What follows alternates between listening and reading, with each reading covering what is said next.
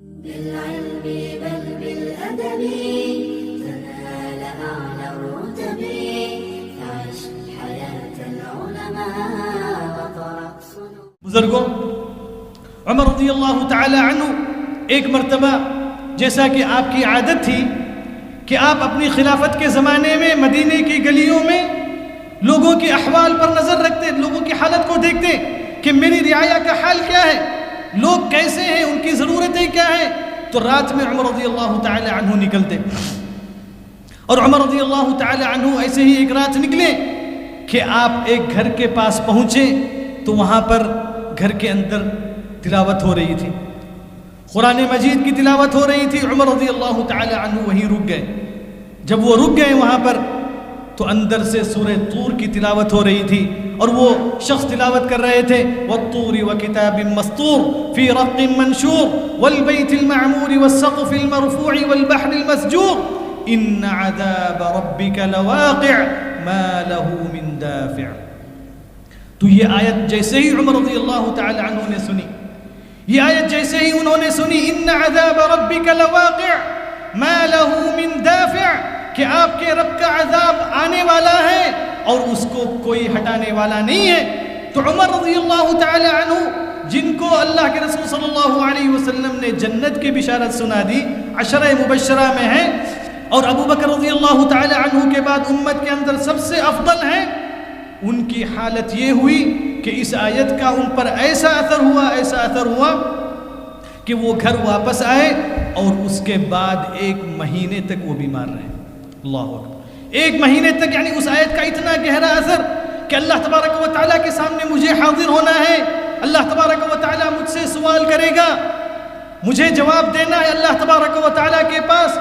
اور جو لوگ ان کی زیارت کرتے تھے، ان کے حال چال دریافت کرنے کے لیے آتے تھے، مگر کسی کو یہ نہیں معلوم کہ عمر رضی اللہ تعالی عنہ کی بیماری کا سبب کیا ہے، کس لیے ان کی طبیعت بگڑی ہے، کس لیے جو ہے ان کی طبیعت خراب ہوئی، کسی کو نہیں معلوم. مگر حقیقت میں اس آیت کا جو اثر ہوا تھا وہ احساس ان کے اندر موجود تھا. اور آپ کو معلوم ہے کہ ابو بکر رضی اللہ تعالی عنہ اپنی زبان کو پکڑ کر کہا کرتے تھے کہ کاش کہ جو ہے یہ چیز نہ ہوتی، یہ چیز میں اپنے کنٹرول میں کر لیتا. اور جو یہ کہتے تھے کہ کاش میرا وجود ہی نہ ہوتا، کاش میں اس دنیا ہی میں نہ آیا ہوتا، کیونکہ مجھے اللہ تبارک و تعالیٰ کے ہاں حاضر ہونا ہے، ہر چیز کا مجھے جو ہے جواب دینا ہے. اور عمر رضی اللہ تعالی عنہ جب آپ کو شہید کیا گیا اور آپ کو یعنی آپ کے آخری ایام میں اس حادثے کے بعد آپ جو چند دن زندہ رہے، تو اس دوران ایک شخص ان کے پاس حاضر ہوا، اور اس نے کہا کہ اے امیر المؤمنین، آپ کے لیے بشارت ہے، اے امیر المؤمنین آپ کے لیے بشارت ہے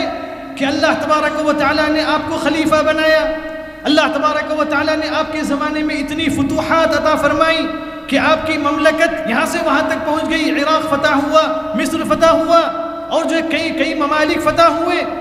تو اللہ تبارک و تعالیٰ نے آپ کے ذریعے اتنی خدمتیں لی، اتنا سب کچھ اللہ تبارک و تعالیٰ نے کیا. تو عمر رضی اللہ تعالی عنہ نے کیا کہا،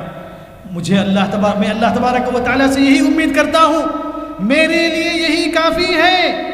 کہ اللہ تبارک و تعالیٰ مجھ سے ایک عمل بھی قبول کر لے اور میرا محاسبہ نہ ہو، میں اللہ تبارک و تعالیٰ کے حساب سے بچ جاؤں.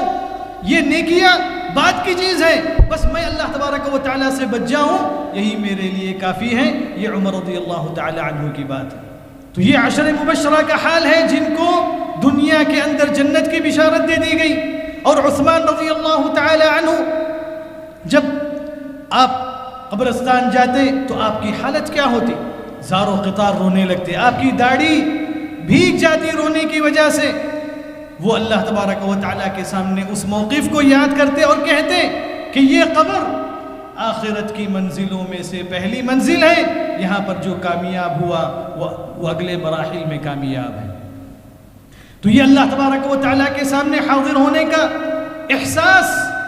اور اس کا شعور ہمیشہ اپنے ذہن میں بیدار رکھنا ہے، ہمیشہ اس کو اپنے ذہن میں لاتے رہنا ہے، اس کی تجدید ہوتی رہنی ہے. کیونکہ شیطان اپنی جگہ وہ کام کر رہا ہے مسلمان کو غفلت میں ڈالنے کے لیے، مسلمان کو اس دین سے ہٹانے کے لیے، اللہ تبارک و تعالیٰ سے دور کرنے کے لیے، اس کی معصیت کرنے کے لیے، گناہوں میں مبتلا کرنے کے لیے وہ کوشش میں لگا ہوا ہے، مگر اس کی کوشش کو ناکام کرنا یہ ایک مسلمان کے لیے ضروری ہے۔